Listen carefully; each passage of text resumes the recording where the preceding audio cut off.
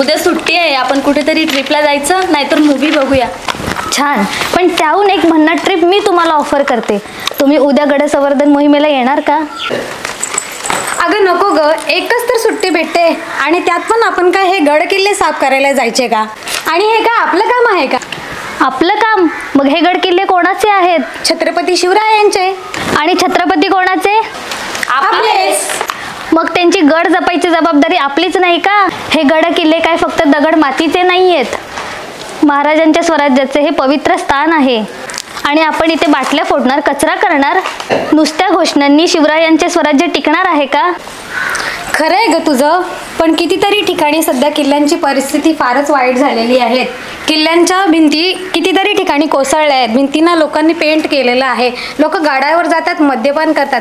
खरंच ग खूपच वाईट परिस्थिती आहे सध्या. हे तरी घडायलाच नको. अगदी बरोबर. शिवरायांनी स्वराज्यासाठी जिथे रणसंग्राम खेळले तिथेच लोक आता अशा वाईट गोष्टी करतात. शिवरायांच्या पदस्पर्शाने पावन झालेल्या मातीला आपण असं भ्रष्ट करतोय.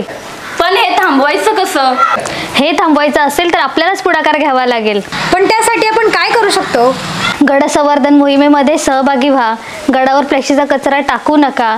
गडाच्या भिंतींवरती काही लिहू नका. इतरांनाही जाणीव करून द्या. शिवरायांच्या किल्ल्यांचा वापर केवळ पिकनिकसाठी नाही तर एक ऐतिहासिक प्रेरणास्थळ म्हणून व्हायला हवा. स्त्रियांना समाजात ताटमानेने जगता यावं, त्यांचा सामाजिक दर्जा सुधारावा, यासाठी अनेक संत समाज सुधारक झटले. पण खरं तर याची सुरुवात आपल्या महाराजांपासूनच झाली. पण कसलाही भेदभाव न करता 18 पगड जातींना त्यांनी एकत्र घेऊन स्वराज्याची स्थापना केली. स्त्री पुरुष भेदभाव न करता त्यांनी स्त्रियांचा सामाजिक दर्जा उंचवण्यासाठी कठोर पावलं उचलली.